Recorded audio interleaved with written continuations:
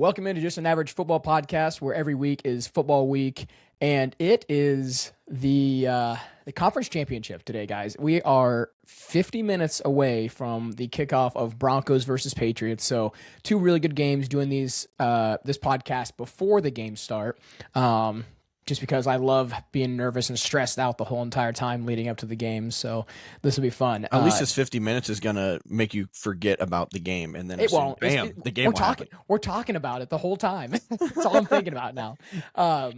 But before we get into the conference championship games today, I do want to touch quickly on the national championship.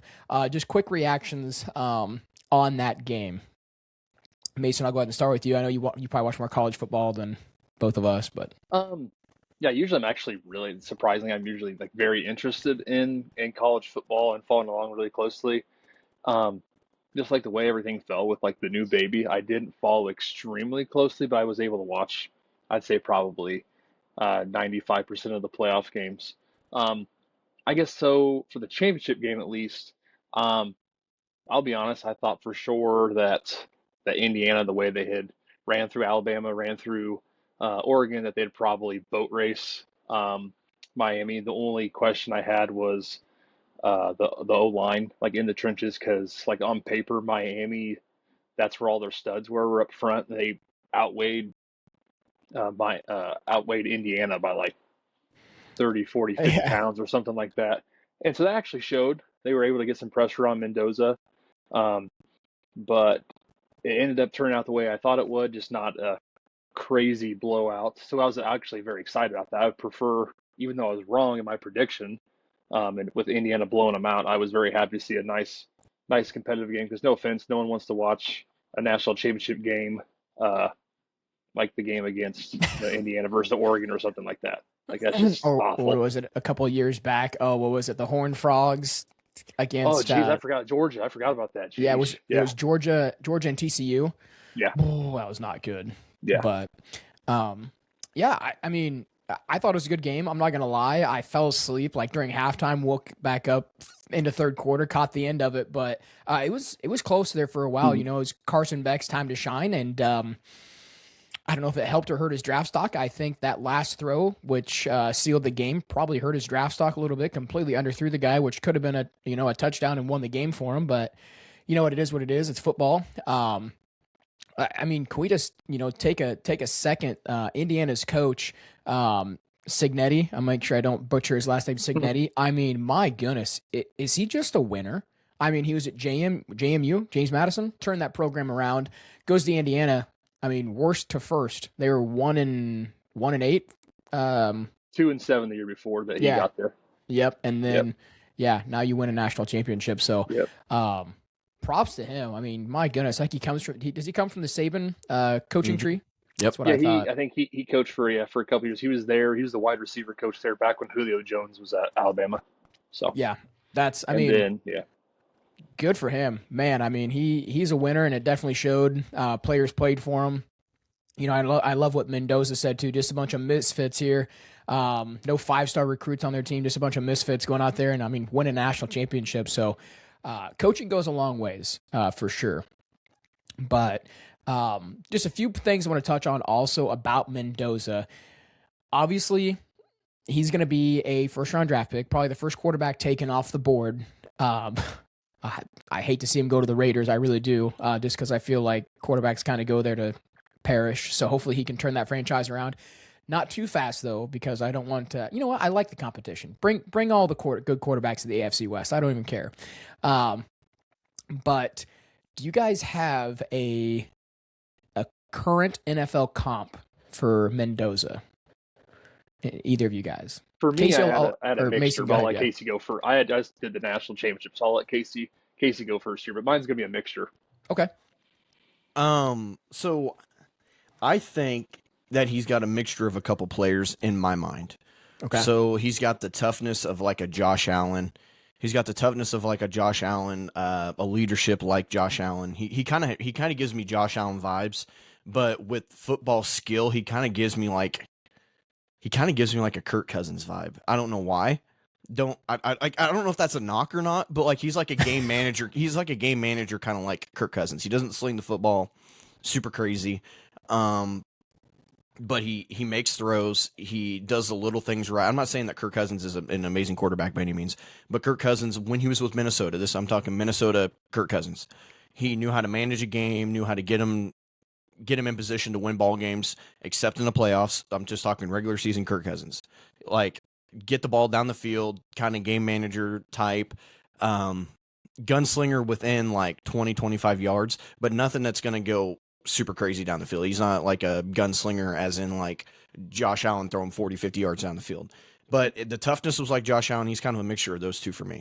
So yeah. I don't think that he's going to be super amazing, especially his first year or two. I don't think he's going to be like a Drake May. But Drake May has a little more behind him. But I think that if they draft well and they get the right coach in there for him, if they're drafting him, I'm assuming they are, then I would say that you gotta build around him. You can't just throw him into a terrible situation. 100%. They've got weapons there now. You got Bowers, you got Genty last year. Offensive line definitely needs to be fixed up a little bit. That defense, figure out the Max Crosby stuff. Get a good coach in there, a good leader, probably a younger guy. You know, you're drafting all these younger guys. Get another young guy in there. Offensive mind, help this quarterback out. I'll go really quick, and then Mason, I'll let you touch on yours here. If we're going to go combining two players, I just originally had Matt Ryan as my NFL comp for him, but he's a little more mobile, Matt Ryan. But if we're going to combine two, throw Andrew Luck in there. Just personality-wise, I think he's got like an Andrew Luck personality, just the way he talks, all hyped up. And he does have a lot of really good knowledge, too. But I actually just seen an interview, I don't know, on Facebook like last week about Mendoza talking, and it reminded me like Andrew Luck would say the same thing about I don't know. It was about having a girlfriend. He's like, oh man, if I have a girlfriend, I can't go to the gym afterwards. I'd have to dedicate 2, 3, 4 hours to her every single night. And he talks so fast too, and he's like, I just want to be all in on football, and I got to give it 100% for football. And it was hilarious just listening to him talking. Like, why does this remind me of Andrew Luck? But as far as like the leadership skills, I think Matt Ryan was, a good underrated NFL quarterback. But I think he's going to have some of those same leadership skills coming in. He's going to have, good pocket presence. I think he's going to be just a little bit more mobile as well. So yeah, give me Matt Ryan with a touch of Andrew Luck in there. Nice. I like that. I think that's a lot of the, NFL scouts were kind of, that was their comp too. I think was Matt Ryan. I tried to do current active quarterbacks. Like I said, I did a combination. So like his frame, he's got a really good frame. He's got all the intangibles, all the measurables. You want big hands. He's like what 6'3", 6'4", 2. I'm not sure how big he is, but he's big. Yeah, he's a big kid. And so I said he in size and stature 6'5", 225. Yeah. Josh Allen. I had him Trevor Lawrence. I said more like a Drake May as far as the stature size, and like the ability to scramble. Drake May can scramble really well, but he's been very good. I'm really surprised as a young, and we're not trying to go in about Drake May, but he only scrambles when he absolutely has to. It's not like he just takes his eyes down and runs as soon as his first read is covered. So I think that's like Mendoza only does it when he absolutely has to, which is good. But as far as, Casey kind of touched on it, he really doesn't have the crazy arm talent as a Drake May. So that's when I brought in my second guy of like a Brock Purdy. Yeah. He's very, he relies another game manager. Yeah. relies heavily on like anticipatory throws. He's throwing through a spot, throws a lot of back shoulder stuff because, he really doesn't have the arm to beat you downfield. And so I think, that Purdy also has that good pocket presence, is sneaky athletic, can extend plays as well. So those were my two comps right there, and a mixture of the two. So I think all of us all of us talking just described Trevor Lawrence. I think we just described like Clemson national champion winner Trevor Lawrence, because I think he's got height wise, sneaky I think athletic. I think he's gonna be a quarterback like Trevor Lawrence, other than having the arm like Trevor Lawrence. Trevor Lawrence got put in a bad situation though as well. In my opinion. Urban Meyer just started tore him down. Urban Meyer set him back a couple Urban years, Meyer I just think. about made him not play football. About ruined him. Yeah, Completely ruined him. Yeah. So, okay, let's transition here. Part two, and probably my favorite part of this, is going to be the conference championship matchups today. Let's just go ahead and hop into it. Mason, you got, at least 4 or 5 hours here before you really have to start stressing. But the first game we're going to talk about is actually not Broncos and Patriots. It's going to be Rams Seahawks. So we're going to talk Rams Seahawks first. I mean, what are we thinking going into this game? Mason, I'm going to give you the floor here. Your Rams going to Seattle, playing at Lumen Field, correct? Lumen Field, I do believe. Yep. Weather, maybe a little rainy. Mm-hmm. What are you projecting right now? Projecting, I guess I really don't know what I'm projecting. I know what I think our Rams keys to victory are. I think both teams, I guess my projection would be both teams are really, I think they're going to have to try to establish the run, especially if it's going to be rainy and nasty, which what they're calling. I think it said it's supposed to rain the entire game, which I don't know how heavy. I don't know like wind and rain. I just know it's supposed to be like mid to upper 30s and rainy. So I think right off the bat, that means both teams are going to have to establish the run, get the play action going. But I think that's the biggest key to victory for us. Because I talked to you last week. I was really disappointed in Sean McVay. Last week, and he came out after the game and was like, "Hey, that's the worst job of play calling I've done. I put my guys in a lot of bad situations. They've got to establish the run, especially with that defensive front of the Seattle Seahawks. Leonard Williams, DeMarcus Lawrence, like they got some studs up there. Yeah. At all three levels. So you have to establish run first, not only because Matthew Stafford, is at his best with the play action pass, but also you have to make those defensive linemen respect the run, so they're way too talented if you become one dimensional and you let them pin their ears back and just rush the quarterback. You just can't do it. The Bears did it for a little bit because we stopped running the ball. They started bringing corner blitzes, safety blitzes, and that's when Matthew Stafford got sacked 3 or 4 times in the first half. So like I said, I think big key to victory is establish a run there, and I think the Seahawks are going to do the same thing. Even though Charbonnet's down, let's be honest, they do not want. They can sit back and say how much confidence they have in Sam Darnold, but let's be honest, they don't want to put this game on Sam Darnold. They want to get Kenneth Walker going early and often. They want to establish the line of scrimmage, and the same thing. They don't want to let our young defensive front pin their ears back and get after him, because like I said, when the game has been put on Sam Darnold's shoulders in 2 games this year versus the Rams, yes, he made that one last drive to send it to overtime the last game, but he's got 2 touchdowns, 6 interceptions. So I think they're going to want to get Kenneth Walker rolling early and often, in my opinion. So when I think it said keys to victory is we're going to have to own the line of scrimmage there. And make sure, like I said, we stop their run, so we put Sam Darnold in a lot more drop back passing situations. So put it on him. I mean, you guys have 2 really talented pass rushers. You got Verse, even Fisk, and we're gonna get into Kobe Turner too. I love Kobe Turner up front there, but in my eyes, looking at this game, and it's really not that case, but I see the Rams offense against the Seahawks defense. Like, I feel like that's the biggest matchup today. If the Rams, number one. Yep. If the Rams can, have their way there on offense, and, your defense, your secondary can shut down Jackson Smith, I think it's going to be a really good game. I really do.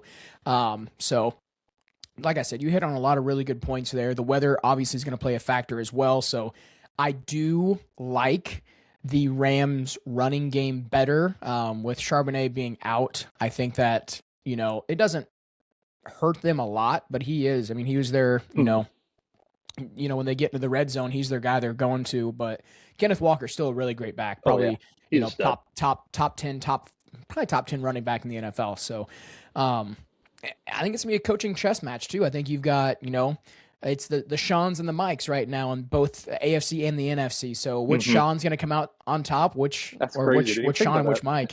Yeah. So, I'm going to pick this Sean to come out on top. I think Sean McVay is going to put something together here. He's going to go in. The defense is going to be flying around. And when that defense plays good, the Rams defense plays good. I mean, they're really good. We need to pair them together. Yeah. Last week, All three Uh, phases. last week the defense was playing out of mind, and then offense was slowly dragging behind. Yeah. We like I said, at these time of games, you know how it is. If you want to win Super Bowls, you want to win NFC, AFC championship games, you have to have all three phases playing their best football. You can't afford to have one dragging behind. So Yeah. at the end of the day, if we win, great. My thing is, if we're gonna lose this game, like I said, make Sam Darnold beat us. If Sam Darnold Yep. finally shows up and he puts together a last second drive and beats us, then so be it, because that's what Yep. that's what we were trying to do, is put it in Yeah. his hands. And if he proves us wrong, then I'll respect that. I'm not that fan who's like, oh hey, they're a division rival, I hate them no matter what. Like, no, I respect the game, I respect the players. Yeah. Best team is going to win, Yep. and if we lose and we lose because of that, then so be it. That's just how it is. Yep. Casey, final thoughts on that game. Well, that was a lot of information. You're gonna go first next time here, so don't worry. I'm just gonna piggyback off what both of you guys said. I think the key to this game is going to be both sides of the ball on the line. I think that it's going to be, especially with the weather being the way it is, I think that whoever has the best run game and whoever has the best run defense is going to win this ball game. And I think that, in my opinion, with quarterbacks, I think Sam Darnold has to play amazing, and I think Matt Stafford just has to play good. I think Matt Stafford just has to play his version of good football to win this game. He didn't play his version of good football really last week, and even the week before, until like the whole game. He didn't play it the whole game. He played it in spurts, and it was enough to get him to win. But the further you go down, he's got to play good football. Now, Sam Darnold has to play his version of amazing football. Like his best football that he's got. No turnovers. No, you can't turn the ball. One, you can't turn the ball over. But two, he's got to just be smart with the ball. Not even just turning the ball over, but like just making smart throws, hitting his checkdowns, going through his progressions the right way. And I think, but he's got to just play the way that he's played the regular season. He's played pretty well this regular season.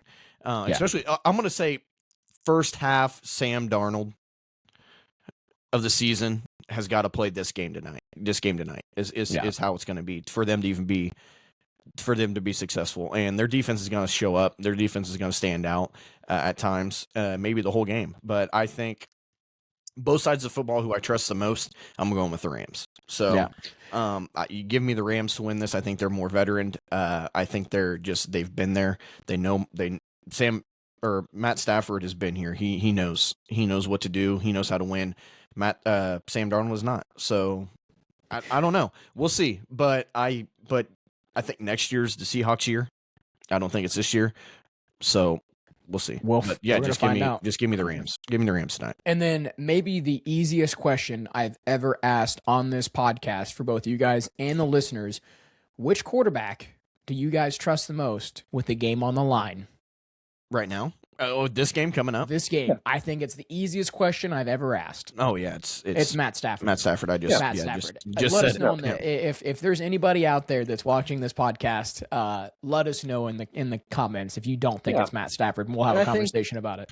Yeah, and like I said, I think the Seahawks fans know that too, and they know that if they win this game, it's going to come down to Sam Darnold making those big time throws. Not saying that he can't. Yep. He's more than capable. He showed us that he's more than capable. It's just doing it in crunch time, putting 4 quarters of football together, making the plays when you absolutely have to. Is he capable? Yes, he's more than talented. He's a first round draft pick, how many years ago? Like I said, but as a Rams fan, you have to make him do it. And if he does, then props to him, and then best luck to him in the Super Bowl. But you can't let Kenneth Walker beat you. Yeah. You have to put it. You can't turn the ball over a bunch and let that defense, get them points. You have to make Sam Darnold beat you. And if he does, hats off to him. Yep. 100%. So what I did before we're hopping over to the Broncos Patriots here, I actually took my my heart rate here on my watch. 31 minutes and 50 It was setting seconds about to be 62. Before, while we were talking about Patriots, we talking about Broncos. It's up to 75 right now. So I'm not even kidding. You can't really. You can see the 70. It's down to 73 right now. But here we go. Broncos versus Patriots. Biggest talking point with this game is obviously Bo Nix is out. Watching last week's game, I think I talked to Casey about this. The biggest thing I wanted to see from that game is I want Bo Nix to prove everybody wrong that he is, a franchise quarterback. He can go out there and he can compete with the best, and that's exactly what he did. So this week, I think I'm just hoping for a good game. The biggest thing with this game, obviously, this is Stidham's, for those of you who didn't know, this is Stidham's first start since 2023. The last time he went onto the field was for a kneel down. So, but, and I don't know if you guys caught this as well, Sean Payton said he's a starter caliber quarterback. He said that, and I don't know if you guys agree with this. Do you guys think that Stidham would start for five or less teams in the NFL? Like if he was a free agent right now, do you think he would start for other teams in the NFL? No. Be a starter? I just think that Sean Payton is going to sit there and he's going to be the coach and he's going to say all the right things. He's not going to come out and be like, yeah, he's our backup and we're screwed. He's going to say, Stidham's our guy. Like he's our Sean Payton for a reason. Yeah. Sean Payton is talking like Jarrett Stidham, like he's the next Kurt Warner. Yeah. It is insane. I mean, even as soon as Bo Nix went down, exactly. I think he has so much confidence in his quarterback, and he wants to instill that confidence in all of his players. Going saying, yeah, dude, hey, you're going to go out there and you're going to beat the Patriots. It's crazy. Casey, we let Mason get his thoughts here on the Rams, so I'm going to let you get first crack at here for Broncos Patriots. So here's my predicament. I think it's going to be. You're in a predicament, or are you making a prediction?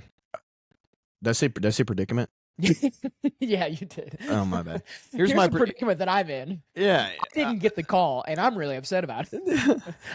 Yeah. No. Here's my prediction, not predicament. Okay. Sorry. My prediction is that Jarrett Stidham goes out there and plays game management football. I think that they've prepared him to play game management football. They've schemed it to where he's not going to make extravagant plays, have to try and make extravagant plays. I think they're going to have to establish a run game. And I think that everyone around him is good enough to make him good enough to win, if that makes sense. It does. And I agree. So I think that if everyone around him has the confidence in him and instills it like Sean Payton did, gives him confidence just enough to play good football, I think they can win this game. The defense has to play outstanding, which I think that they are very capable of doing. Drake May has proven that he has flaws in the pocket against Houston. He lets the ball out a little too late, and it causes problems. And Houston's defense is the best defense in the league. Not saying anything bad about Houston or bad about Drake May, but that offensive line has got to perform. The offensive line's got to perform, and he has got to make sure that he hits his checkdowns and that he doesn't try to do too much, because he is known to just sling the ball. He is known to try and make some big plays. Yeah. And I think I want to go with the Broncos just because I don't want the Patriots to go to the Super Bowl, because I don't want to hear that. But I'm still gonna stick with my gut and say that the Patriots made the AFC Championship. Congratulations, you did it after winning 2 or 3 games last year. You had a very easy schedule. You made it to the AFC Championship. Good, you beat some good teams. Congratulations. See you next year. Do it again next year. Too much confidence. And I am going with the Broncos, who have been so consistent as in consistent team football. Inconsistently consistent yes, is what yeah. So, They've been consistent on being inconsistent on how they get their wins. But they somehow find ways to win games at the end of it. And I think that that's going to happen today. I really do. I think that Jarrett Stidham surprises everyone. I think that he isn't going to be super amazing, but I think that he's going to have a Bo Nix average stat line. If that makes sense. I think that he's not gonna turn the ball over, and if he does, he may have one. And I think that he may throw for. I'm gonna push for probably like 220 is what he's gonna throw for. I'll take it. He's gonna throw for like 220, maybe 1 or 2 touchdowns, and they're going to win. I'm gonna say they're gonna win 24-18. All right. Well, if you're right, I'll make sure to clip this and put it out there for sure. But I Here's have all the confidence. I think Sean Payton is a better coach than Mike Vrabel. So I think he's going to outcoach him. possibly. Here's the biggest factors I think coming into this game that maybe a lot of people forget about. Yes, Houston has the best overall defense, but the best pass rushing defense is the Denver Broncos. Yeah. They led the league in sacks. You know, the Patriots also got to play those last two games at home. Now they're on the road in Colorado, cold again, with the altitude. Their defense is good. They're going up against the best pass blocking offensive line in the NFL. I think it ultimately comes down to, like you said, Jarrett Stidham, go out there, play a clean game, don't have turnovers, we will win this football game. Yep. You know, defense is going to do their thing. We just need to methodically move the ball down the field. Yep. It hurts not having J.K. Dobbins. He was cleared to come back to practice. He's not activated. We get our center back. That's great. Pat Bryant. I think that's the big one right back. there. I think that's the big one right there. You got your center back. You're getting more. Your run game is fine without J.K. Dobbins. You've got Harvey in there. Yeah, he helps, but yeah. having your starting center back is 10 times more valuable than having J.K. Dobbins right now, in my opinion. Yeah. And Mason, I don't know if you had anything else to add to that or not. We covered a lot as far as that game goes. Yeah, absolutely. I think both did a really good job of covering that. Thank you. I think big thing. Big thing it comes down to is, I think turnover battle. You know, who wins the turnover battle, and can the Denver Broncos establish the offensive line of scrimmage and get the run game going? I think for them to win, not saying they can't, for them to win, they got to win the turnover battle. Got to get the run game going. You know, I think they got to rush for over 100 yards. Have to. Harvey has to, and I'm not talking about all-purpose yards because I think we know how good Harvey is as a receiver out of the backfield. But I think like 100 legitimate rushing yards. You know, they've got to establish the run. Like I said, and they're going to have to get after the quarterback. They're going to have to get after Drake May. I keep on going back and forth. The last time we talked about this was, last Saturday, last Sunday when the Rams were playing at halftime. And I said I think that the Broncos do. Here's my caveat: if the game stays under 30, yeah, nope, I agree. It has to be in the game. Has to be in the 20s. If we're going to win this game, I don't think the Broncos are going to put up 30 plus. No. Against, I think the weather helps. I think the weather is in our favor. I think the weather is definitely in our favor. I think it's going to be one of those classic AFC Championship games. It makes me think of oh shoot, I'm trying to think here. Maybe like the Broncos Patriots Ravens Super Bowl. I don't. Yeah, Patriots. Don't remind me of that. Gosh. Oh my goodness. But yeah, I think it's going to have almost like a Joe Flacco with a Ray Lewis, Terrell Suggs style game. Like I said, he's just got to make the right throws. Like I said, hit the check down, make the short intermediate throws, hit that first read, and if it's not there, run it or throw it away. But man, like I said, I don't hate the Patriots by any means. Before you make this prediction, I just want to say that the Houston Texans would be playing the Denver Broncos right now. Really quick, heart rate's up to 101. Just so you guys were talking about this, my heart rate is skyrocketing.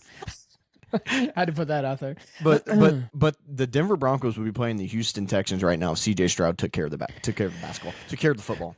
Yeah. If he took care of the football, gosh, you're right. The basketball, maybe you put the basketball down pregame and actually use a football, he might be doing all right out there. But if he took care of the football, we're talking about a completely different football game right now. Yeah, but I agree. I think, and I think, and like what Mason said, Texans, and like what Mason said about winning the turnover battle, you do have to win the turnover battle because if you win that turnover battle, you're keeping Drake May off of the field, you're keeping that very stellar offense off of the field, and I think that it's going to be one on the defensive side. And if Stidham can just take care of the football, I think it's going to be perfectly fine. I think you're sleepwalking your way into a Super Bowl. Nope, I don't think so. But we got 19 minutes here. We've still got a lot to cover here in 19 minutes, so we'll kind of speed this along a little bit. Just a few things to finish up this conversation. One, Can you guys guess and just give me a name who our leading rusher was last week? We talked about establishing a run game. Do you guys know who the leading rusher for our team was last week? I'm gonna guess it was probably Bo Nix. It was Bo Nix. Bo Nix was our leading rusher last week. Yeah. So that is concerning. We definitely need to get more of a run game going. I mean, Jarrett Stidham's still an athlete. He can move around a little bit. But a couple questions for you guys, and we'll make these really quick. If Stidham wins this game and then goes on to the Super Bowl and plays well in the Super Bowl, whether it's a win or loss, is he a top trade target for any QB needy teams? Everyone always overreacts and they'll say yes. Look at Nick Foles. Nick Foles wasn't really good quarterback. He had a nice end of the took over for Carson Wentz, had a nice little playoff run, won a Super Bowl. Then he immediately went around and signed a 4-year, $88 million deal with the Jaguars. Everyone always overreacts. There's always that one owner who's like, "Yep, that's our guy. Look at him. Look what he did." I think it will. Someone will overreact and we'll take him right off the bat. That's just like Malik Willis. Malik Willis really hasn't played meaningful football for the Packers, but everyone's like, "Yep, he's the number one free agent target with who's available." So that's because he's there because his two Packers are at the Dolphins, and he's going to be the starting quarterback next year for the Dolphins. And if that happens, I'm going to. Well, great. I mean, this is a great transition. Pants. Great transition since we're kind of transitioning into the coaches here. Let's hop over to segment 2 really quick and touch on this. What in the world of football? We're actually sticking with the NFL coaching carousel. So all of the NFL coaches on the move. I don't know how many vacancies there was. 9, 10 vacancies. 10 vacancies. So literally a third of the league is looking for new head coaches here. And we're just going to go ahead and hop right into this and kind of talk about a few of these coaches. I want to get you guys' opinion here. So let's go ahead and start with the first one here. The Steelers, obviously they move on from Mike Tomlin. Hire Mike McCarthy. Mike Tomlin was there for 19 seasons. McCarthy might not make it a year, depending on how the season goes. One of the most consistent franchises as far as having a winning record every single year, holding on to coaches for multiple years in a row. And now you go with Mike McCarthy, a guy that was, good with the Packers, really didn't succeed with the Cowboys, and now he's coming here to the Steelers. Quick thoughts on Mike McCarthy taking over. He must be the most amazing interviewer. He has to be, I guess. Because I don't know how you don't go with someone younger. I don't know how you don't bring a young mind in there, someone fresh, someone that knows schemes a lot. Mike McCarthy's a good offense coordinator. Don't get me wrong. I think that he can run an offense very well. Maybe that's what they're looking for. Maybe they're looking for someone who can establish a good offense. Maybe get a quarterback in there that he can uplift. I mean, he didn't do well with Dak Prescott. Kellen Moore. I think he did. That was going to be my argument. I don't think because because look at Dak Prescott. Look at Dak Prescott this year compared to when Mike McCarthy was there. Well, I mean, I think this is a hometown. And they had more. And they had more. This is a hometown hire too. Mike McCarthy's from Pittsburgh, Pennsylvania. So I mean, I don't know. It is what it is. I think honestly, I don't like it. I don't like it. So would you say brought in specifically to develop a next quarterback? Because that's one thing he can do. With his history in the NFL, he's a very good quarterback developer. Like I said, I don't know exactly what the stats are. I don't have some data analyst feeding me Mike McCarthy offensive what his offensive stats are. Just whispering many years, yeah. But I feel he did have success with not playoff success. But I think he won 12 games almost every single year that he coached the Cowboys. He's already a Mike Tomlin. He's already a Mike Tomlin. Stat wise, they all look the same. True. So what gets me is you hire Mike McCarthy, who coached Aaron Rodgers for how long?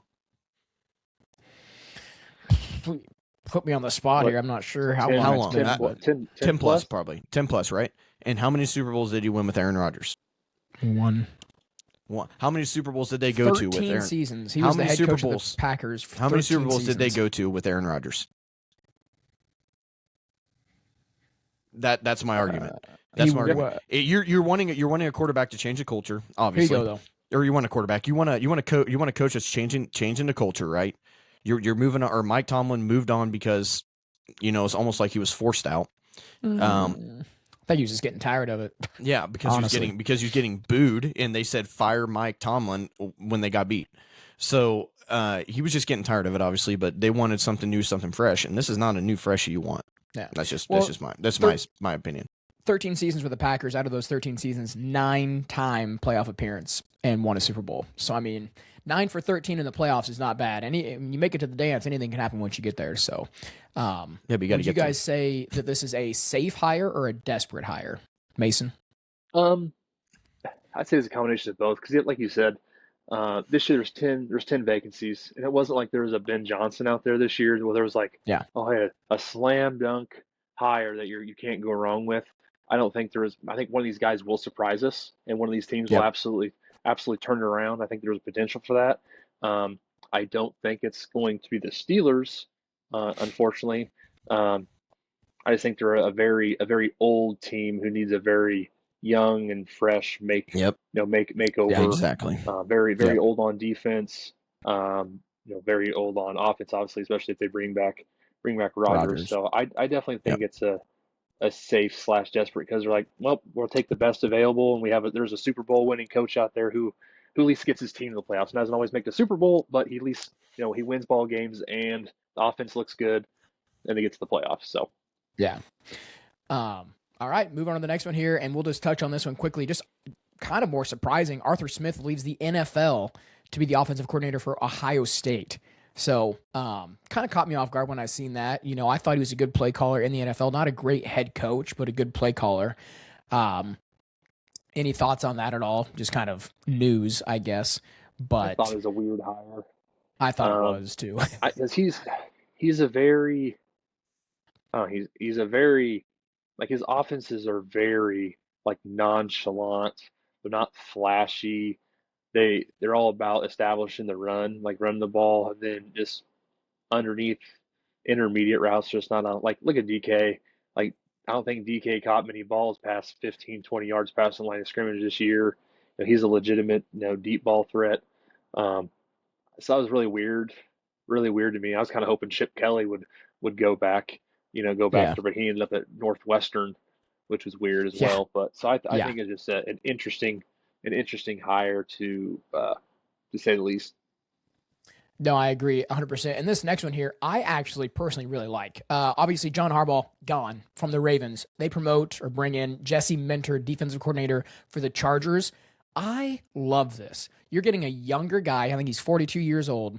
He's going to come in. I think him and Lamar are going to connect better. And your defense, which on paper should have been the best defense in the NFL, is now getting coached by a defensive minded guy. So I think he's going to be able to relate to the offensive and defensive side. He turned the Chargers defense around, in my opinion. I thought their defense has been really good here the past couple of years. Went from a bottom defense to a top 10 defense within, a 2-year span. So I like that hire. I don't know if you guys have any opinions on that or not, but I personally like it. I like it. I think that like with the Baltimore and Steelers were in the same predicament, in my opinion, with coaches, and the culture was the same way it was for 20 years, and it needed a change, and it's changing dramatically. Dramatically. Sorry, man. My words created a new word. My words are crazy today. We Anyways, created a new word. Dramatically, they're changing dramatically in Baltimore. The culture is going to be changed. Everything's going to be changed. It's going to be flipped upside down, and I absolutely love that. And I'm not rooting for the Ravens, but I'm rooting for the Ravens, if that makes sense. Yeah, you're losing. It's terrible to say because John Harbaugh is an all-time coach, but it's out with the old, in with the new. And when I say new, it's new ideas, new schemes, maybe putting Lamar and Derrick Henry in better positions to succeed. But any thoughts on that one, Mason? No, I think it's good to hire. I think he actually started off his NFL coaching career at Baltimore, maybe a handful of years ago, before he ended up with other Harbaugh at Michigan. So I like it. I like it a lot. They're very talented on defense. Obviously led by Kyle Hamilton. I think they get Matabuke back at their best pass rusher. He'll be back next year. I think Humphrey's I think really it's good. Gonna be a good fresh start. But I think the biggest thing that comes down to Minter is you got to hire the right offensive coordinator. Which here's the thing. I think you about have your pick of the litter. Because who's not going to want to be the offensive coordinator for, either Josh Allen or Lamar Jackson? So I think he's going to have to like I said, partner himself with a really, really good, legitimate, young-minded, like up-and-coming, exciting offensive coordinator to pair with him. So Yeah. Maybe, well, maybe not this the biggest head scratcher, but one head scratcher for me was the Titans are hiring Robert Saleh. I don't know how I feel about this. Obviously, he goes to the Jets, or he's with, okay, start from the beginning. With the 49ers, great defensive coordinator. Goes to the Jets, does not work out. Goes back to the 49ers, great defensive coordinator. Kind of going into the same situation he was with the Jets. Young quarterback, defense that he can kind of mold a little bit. But I feel like we're just kind of like, I don't know. I I just don't know don't think how he's I feel head about this. coach. I'm in wait and see mode with Saleh. Yeah. yeah, So I was confused by that because he just seemed so much happier back with the Niners, had that yeah, defense rolling, and I think I would have given it one more year with the Niners because yep, next year you're going to have Fred Warner back, you're going to have Bosa back.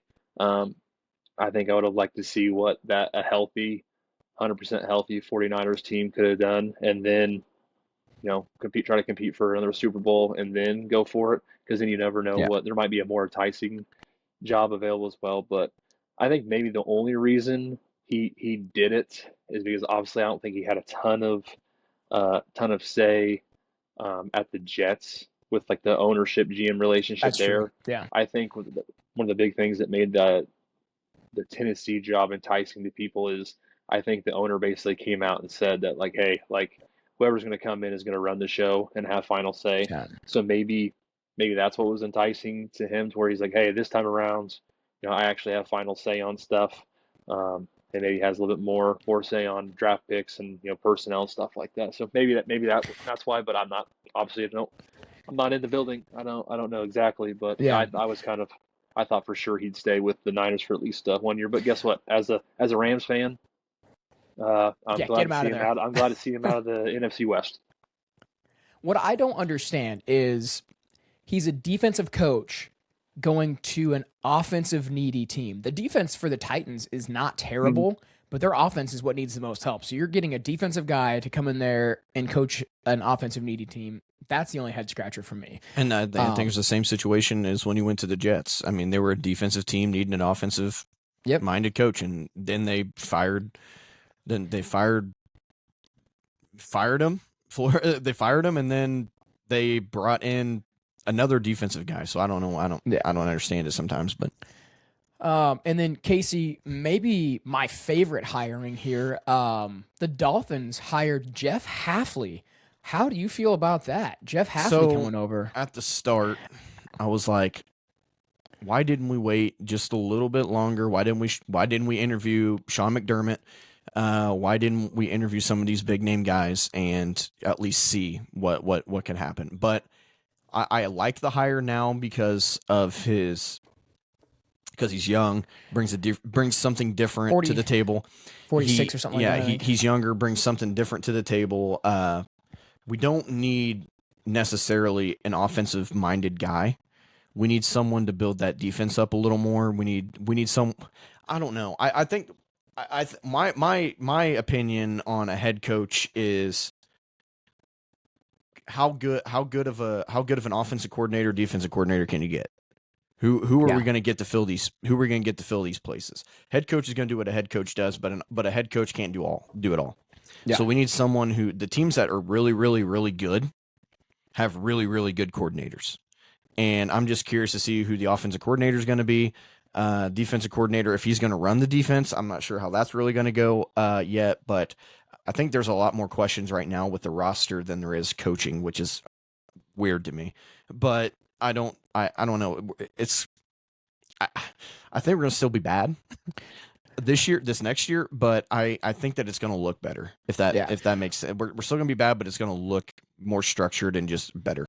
Well, it's in wait and see mode because every single year in this coaching carousel, you have a coach that is hired. They're like, man, I don't know how this is going to pan out. And then, oh my goodness, you got like a Liam Cohen situation where you go from worst to first in your division. So, I mean, it could definitely be a situation like that, or it could be one of those situations like, we hired Nathaniel Hackett and we got Russell Wilson. We thought we were going to be just an offensive explosion there in Denver, and he didn't even make it a full season. So, we got some really good up and coming young defenders. Like we got Chop Yeah. Robinson, who's a stud. We got Brooks, who turned it on the last 3 or 4 games of the season.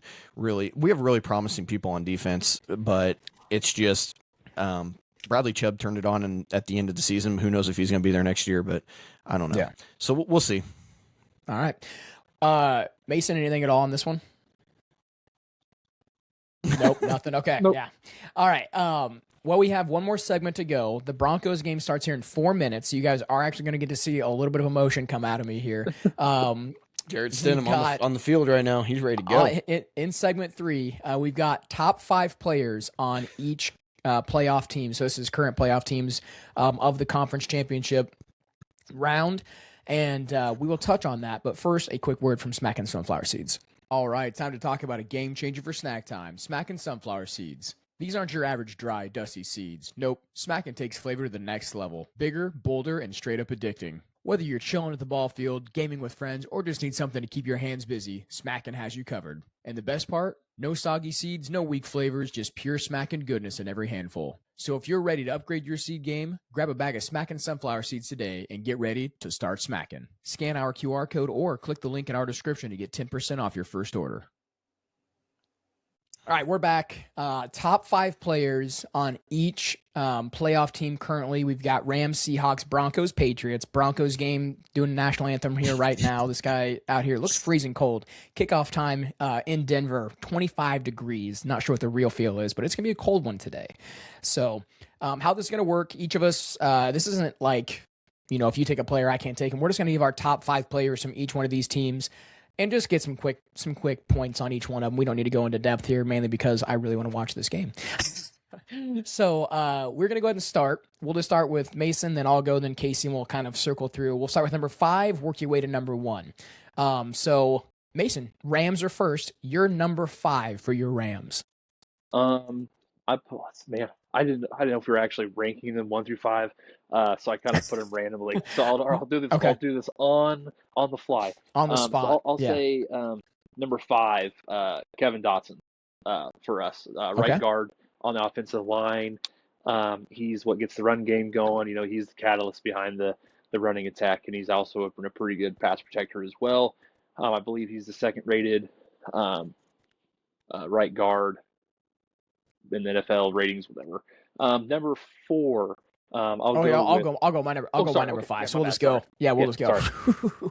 All right, my number 5. I've got Kyren Williams. I realize you guys have a. He's freaking out right now. Yeah. Whoa! Don't go out of turn. Quit talking. Williams, Let's go. Yeah.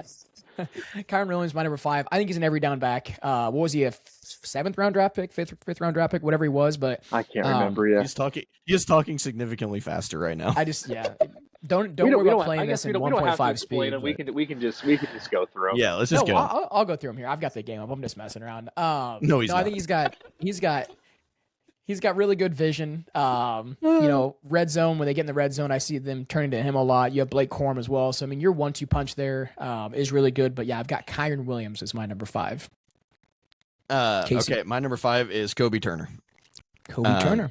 Very, very good key defender on that defensive line. I think that we talked about it before. Defense has got to win this game, and Kobe Turner is going to be a big part of it. So I'm going Love it. Kobe Turner, number 5. All right, on to number 4. All right, number 4, I got Jared Verse. I was trying to go back between Verse and Kobe Turner. I was hoping one of you guys. So really quick, I also have Jared Verse. I do too. Yeah. I do too. We all have Jared Verse at 4. Okay, Yep. so we all have Jared Verse at 4 here, so we can kind of all talk about him a little bit. So go ahead. Yeah, I don't need to talk about him. You guys can all talk about him. I think he leads the league in QB hits. That's one thing is he's been really good at getting hits on the quarterback. It's just like he's a step too slow and doesn't have the sacks to back it up. Obviously, reigning rookie defensive player of the year. I think he's got to come up huge here. They're starting left tackle. Didn't practice all week, but he is a go.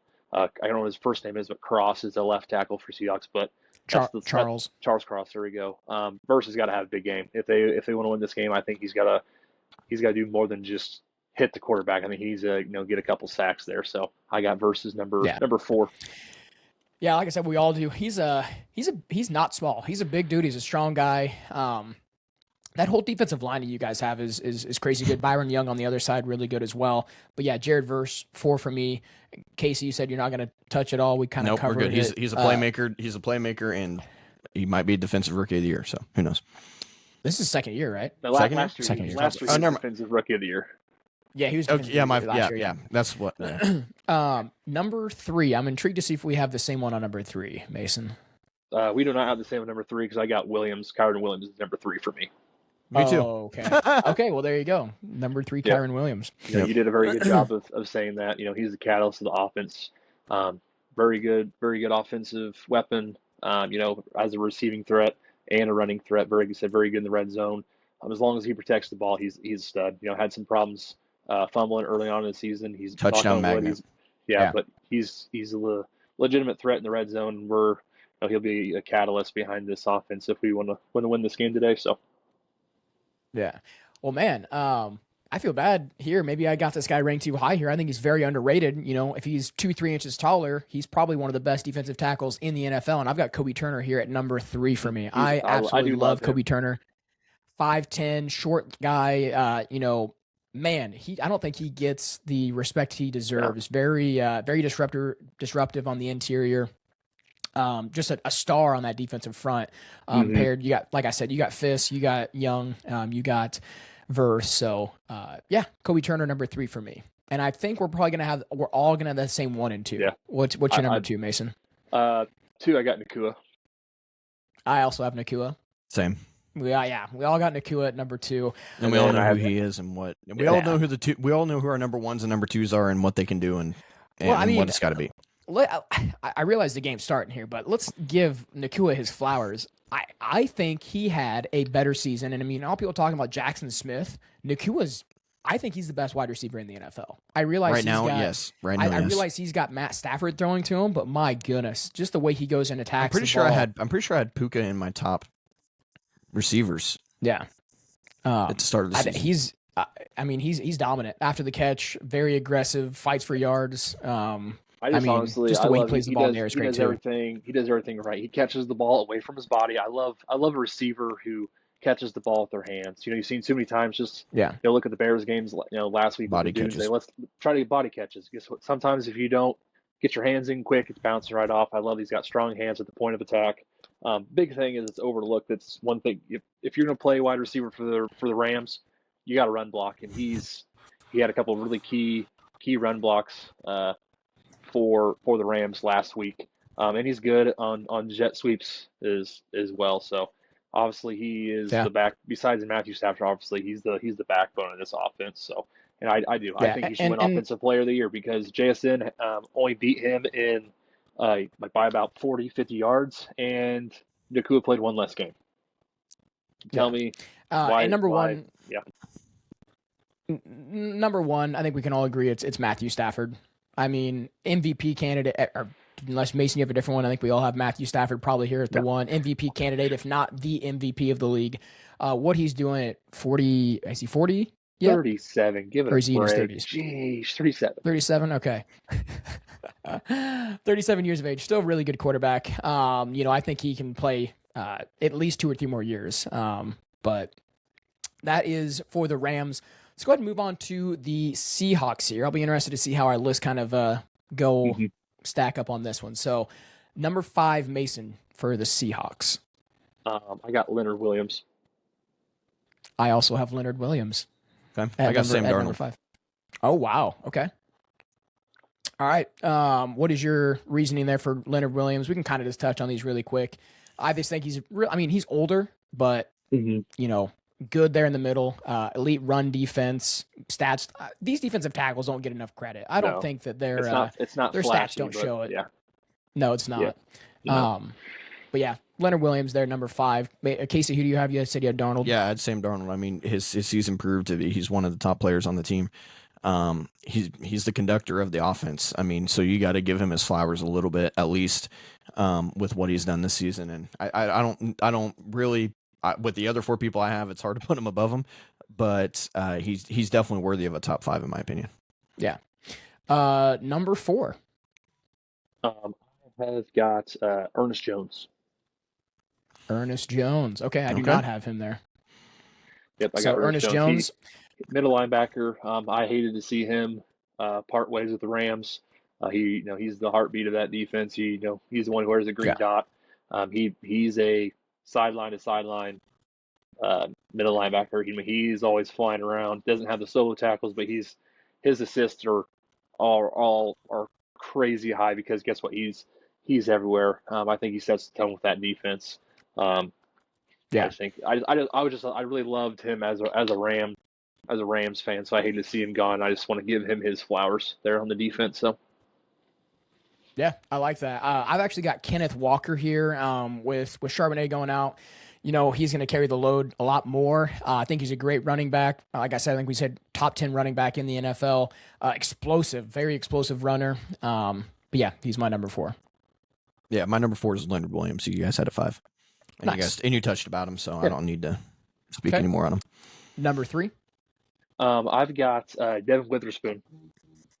I also have Devin Witherspoon. I feel like these lists are very similar. Hell yeah. No, I love Witherspoon. Yeah, I don't have Devin Witherspoon yet. I think I just read the other day he hasn't given up a receiving touchdown in coverage since like week 4. Plus, I love him because Wow, he yeah. played for the University of Illinois. You know, was a top 10 draft Yep. pick a couple years back. He's That's a awesome, thumper yep. too. He comes up and loves sticking his head in there in the run game. He's a really fun player to watch, honestly. So I got him at number 3. Yep, also my number 3. And then Casey, who do you have here at number 3? Kenneth Walker. Kenneth Walker. All right, so moving right up. So we have the same guys on the list. And then Mason, number 2 for you. Number 2, I got Kenneth Walker. So you guys already done a good job of touching base on him. So he's my number 2. Yeah, and I've got Ernest Jones. I mean, I think he, like you said, he is just flies around on that defense. I think he had 5 interceptions, 126 total tackles. So really good defensive player. My number 2. My number 2 was Devin Witherspoon. All right. See, Nice. look at us, just putting the top 5, just different order here. So number 1, can we all agree, is it Jackson Smith on that offense? Yep. Okay, yeah. So Jackson Smith, offensive player of the year candidate, right up there with Puka Nacua. Just phenomenal, explosive, legit wide receiver 1. I thought they were going to struggle this year losing DK Metcalf. That is not the case. They did not miss a beat. So Jackson Smith, number 1. 2 more here, and then head off to watch this game. So we got the Denver Broncos, number 5. My list might be a little bit different than you guys. Number 5. What do we got, Mason? I've got Bulls. Bulls at 5. No. Oh, nice. I like it. Yeah. Well, good pass protector. I like that a lot. I've actually got Zach Allen, underrated, very underrated. Wow, could have been a pick there, but it's oh no. Zach Allen, defensive lineman, all pro caliber, doesn't get the recognition I don't think he deserves, or I think he deserves, but yeah, Zach Allen is 5 for me. I was gonna I wanted to throw Bo next to the top 5, but he's hurt, so I can't. Yeah. And I'm actually gonna go Nick Benito. Benito. All right. Yep. Yeah. Nick Benito. Hard-nosed linebacker, gets his head in on pretty much every single run play, sticks everyone. He's like a hit stick marker, and in Madden, he's crazy. He's fun to watch. So I'm going Nick Benito. All right, I like it. Number 4. Benito at 4. So Okay, Benito at 4. I've got Quinn Miners, guard, at 4. Maybe one of the best guards in the NFL. Whitewater's guy. Whitewater's coming out of Whitewater's. Didn't play football for a full year. Gets drafted by the Broncos in the 3rd round. Comes out and what a great story. If you guys seen his pre-draft stuff, he's carrying logs and stuff and everything through the woods of Canada or wherever he's at. So just turned into a crazy good offensive lineman for us. So Quinn Miners is my 4. Man, I'm going Garrett Bowles. Okay. Garrett Bowles. He's a very reliable left tackle, veteran in the NFL. The offensive line has proven that they've given Bo Nix plenty of time. It's not showing too well in the start of this game, but no, yeah, but yeah, I'm going Garrett Bowles here. All right, number 3. I've got Allen at 3. I do too. So. Zach Allen. Yeah, he's Zach Allen really good. too. I think I had him probably a little low on my list. I've actually got Garrett Bowles at 3. really a lot of these guys are pretty interchangeable. Our defense on the line is just so incredible that I had to just bump him down a little bit. Garrett Bowles, though, for his story from going to Garrett Holds, which they called him at the beginning when he got drafted, to now being like one of, if not the best offensive tackles in the NFL. He's my number 3. Number 2, curious if me and you have the same number 2, Mason. Now I got Miners at 2. Me too. Oh, wow. Me too. I got Quinn Miners at mine too. Wow. All right, I've got Benito. I got Benito at number 2, back-to-back double-digit sacks, or double-digit sacks in back-to-back years. I get Von Miller-esque vibes, just how fast he flies off the edge. Not super huge, but the way he's able to, utilize some of his pass rush moves and get around the edge, he's my number 2. And then, can we all agree that number 1 is Moss, right? At number 1. If anybody has a different number 1, I'll be really surprised. Is it Pat Surtain? We all have Pat Surtain at 1. Yeah, Pat Surtain, best player on the roster, shutdown corner, arguably the best corner in the NFL. Patrick Surtain really doesn't need much else said about him. 4th and final here, we actually have the Patriots, starting with number 5. Who's your number 5? Mine might surprise you guys. I've got Hunter Henry at 5. So go ahead, Mason. Ooh, Hunter Henry at 5. I got Hunter Henry at 5. I think he's Drake May's safety blanket. I think he's the guy they got to go to on gotta have it. Third and short, third and gotta have it. I think they go to him a lot. Veteran guy. He's kind of bounced around a little bit, and he's kind of found a revitalization of his career here at New England. So I got him number 5. Nothing flashy, but it's very consistent. So yeah. I am the opposite. I have probably the most flashy guy on their roster, and that's Travion Henderson, the rookie out of Ohio State. Combination of explosiveness, speed, agility, pass catching ability, pass blocking. I think he's the whole package. Pair him with Ramondre Stevenson, and he is just incredible in my opinion. So, yeah, Travion at my number 5. I'm going Milton Williams at my number 5. I like it. Yeah, was a great pickup for them, and he is just last week he proved how good he really was, getting to CJ Stroud, just making him just completely clueless, just himself. So I got to throw Milton Williams up there. All right, number 4. I've got Harold Landry for my number 4. Oh, okay. All right, Harold Landry. Good pass rusher. I think the pass rushers are very underrated. I may put this guy on the list, and he might be way too high, but no, yeah. Still really good. I think he still had I've actually got Stephon Diggs. Sacks. Yeah, he did. Yeah, so he's been pretty good. Stephon Diggs, number 4, older, but he's got really good route running, really good hands. Able to create separation. Probably the best receiver on that team. Boutte might give him a little run for his money, but yeah, give me Stephon Diggs at number 4. Yeah, my number 4 is actually Boutte. All right, yeah, and he's really good. He's emerged as the leading receiver on the team. Gosh, Jarrett Stidham just threw a bomb to Marvin Mims. Anyways, yeah.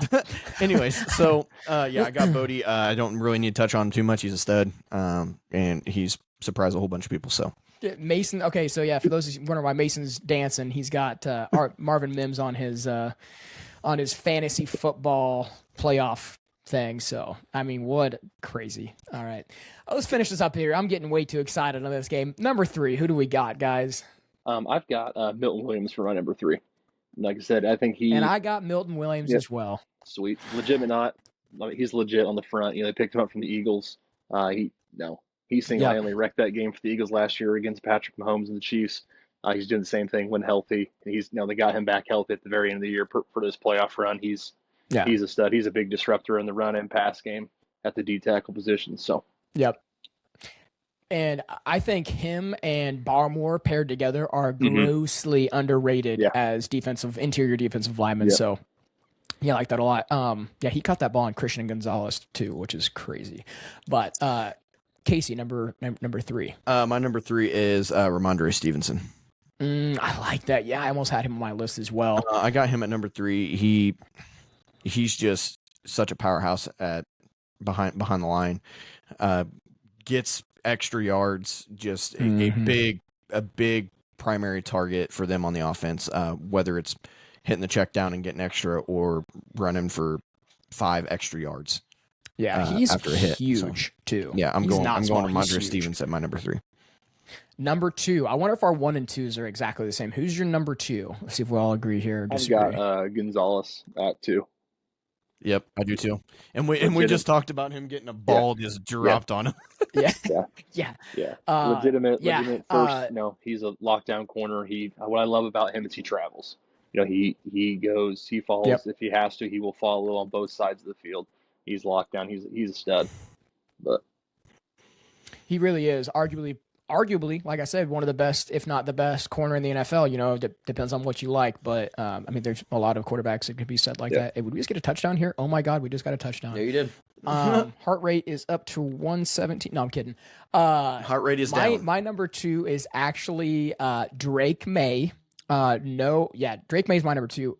Great, just absolutely great quarterback. I hate that they're this good this soon after losing Tom Brady. I hate it. But MVP level season, can't take away anything that he's done this year. So he's the new face of the franchise. Drake May, number 2. And Cortland Sutton. Yeah, I got the touchdown here. Who's your number 1?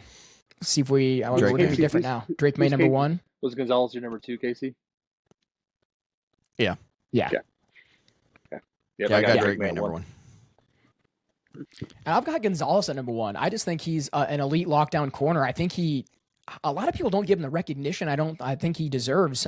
Really just everybody on that Patriots defense. I think they're really underrated, but good corner. I think what I noticed here though, guys, as we went through this list, is the consensus is we have the same guys in the top 5 on every single one of these teams. Really? It's just Ramondre. I didn't have Ramondre. Might have been a few players here or there that were a little bit different, but for the most part, we had the same guys in those top 5. So, I mean, some people say we don't know ball.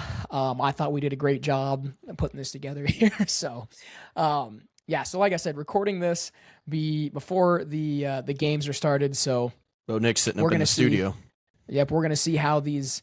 Oh, is he really? That's awesome. He's sitting up in the studio watching. That's awesome. Sitting in the warmth. Yeah. He's not down there in the trenches. He's sitting up in the nice, probably cracking a cold one. And just maybe. Yeah. Why not? We'll see how Rocky Top. We'll see how these games pan out here. So yeah, I'm excited, guys. I mean, it doesn't get any better than this. Heart rate's pounding. But I think that's going to wrap up this podcast. Thank you guys for joining today. Thank you guys for tuning in. We'll see you next week.